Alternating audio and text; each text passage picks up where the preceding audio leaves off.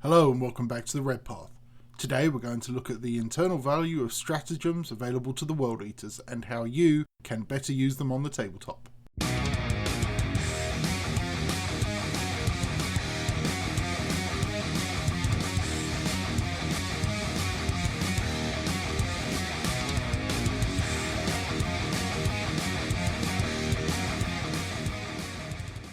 Stratagems have been an integral part of 40k since the advent of 8th edition several years ago, but a combination of an older codex, a relatively subpar supplement, and game design pushing toward monofaction lists, the way we write our lists has changed.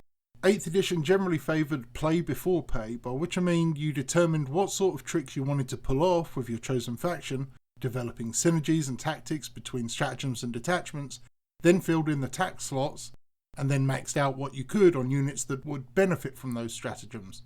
9th edition, however, has performed a 180 and is pretty much the opposite. With tighter reins on detachments and codex mixing, it now feels more natural to write a list based more on unit abilities and playstyle, and then adapt stratagems to work for you, rather than you working to get them. So now we pay first, then enjoy the plays. This is less a problem for armies with new codexes, Marines, their successors, and non-compliant chapters, Necrons, Death Guard, etc., and anyone else released when you're watching this video. But many of us, World Eaters in particular, are stuck with codexes written in a time when CP was little issue and assistance could be found elsewhere. Whilst we don't lack some awesome stratagems, I wanted to take this opportunity to discuss the intrinsic value of strats open to us and how we can better understand their interaction with our armies and perhaps guide on prioritising which to utilise. So on the screen should be a ridiculously pointless breakdown of all the codex stratagems, including Faith and Fury, available to World Eaters. I left a few out, Chaos Boon for example, as they never simply crop up as far as I'm concerned. Those listed all have a place for play, even if rarely. You'll notice they're categorised by colour. Green is great, yellow is good, white is average. The conditions for these rankings are as follows. Green are stratagems that will be valuable in 90% or more of your games, either because they are so efficient, Red Butchers and Vets for example, or they fill a gap we lack through abilities and traits, Apoplectic Frenzy for instance. Yellow strats are those which often crop up in games and can be used to turn a dire situation into an enemy rout, but are more dependent on your army composition and battle space. Scorn of Sorcery is a very powerful stratagem, but if you only ever play against Tau and Necrons, you'll never use it. Fury of Khorne is awesome, but as Berserkers get a better version built in for free, you may only use it rarely, and it is expensive for what it does. Those strats in white may still have a place, but they are either more restricted than yellow strats or very specific in their use. For example, 3 Predators for kill shot or a requisite missile launcher for flak missile. Let's pick a few examples to see why I think this is a fairly accurate hierarchy. Vets. Everyone knows it and everyone probably spends 3 to 4 CP on it every game, if not 5. Why is it so good? Well, take a Berserker with a Chainsword hitting a Lehman Russ. He's wounding on 5s, which means from his 9 attacks over 2 activations, he'll hit 6 times and wound twice, with -1 AP doing 1 damage. Spend Veterans of the Long War on him, he'll wound on 4s, effectively increasing his strength value by 3, and deal 1.5 points of damage, a 50% increase for a 1 CP strat that boosts efficiency by 17%.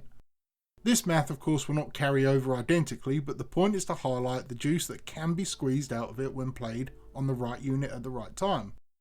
If that Berserker is in a squad of 5 all armed with sword and pistol, that initial 5 damage becomes 7 to 8 damage, which will much more reliably bracket a Lehman Russ or similar opponent. Similarly, Red Butchers is 2 CP, but whatever you play it on, you essentially double their attacks value. This is valuable on a Lord with 4 attacks becoming 8 with the +1 strength and absolutely worth it.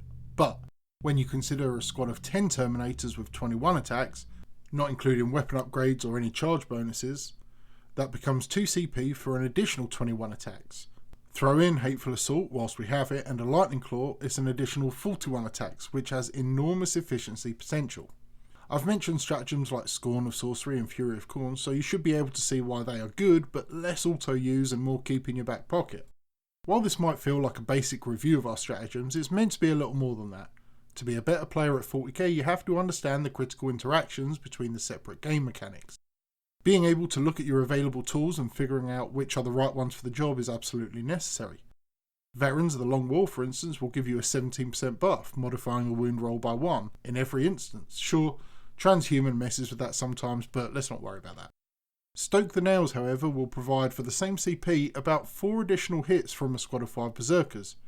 Using Veterans of the Long War, we get 14.4 wounds. Using Stoke the Nails, we get 13.4 wounds. However, against a unit with T3 and if you possess chain axes, Veterans of the Long War becomes utterly valueless as it can offer no benefit, so suddenly Stoke the Nails becomes a far better option. Being able to quickly make these sorts of connections and adapt your resources to fit your game is vital to pushing along as a better player. Okay, I hope this has given you a little insight into how to use stratagems to up your game. I know a lot of this information is hardly groundbreaking and should be common knowledge by this point, but some newer players may still be wondering how this whole mechanic functions, and I figured it wouldn't hurt to try and explain some of the basics. Alright folks, if you enjoyed the video, leave a thumbs up. If you didn't, leave a thumbs down. Please hit that subscribe button if you haven't already, and until next time, stay healthy, stay safe, and kill main bird.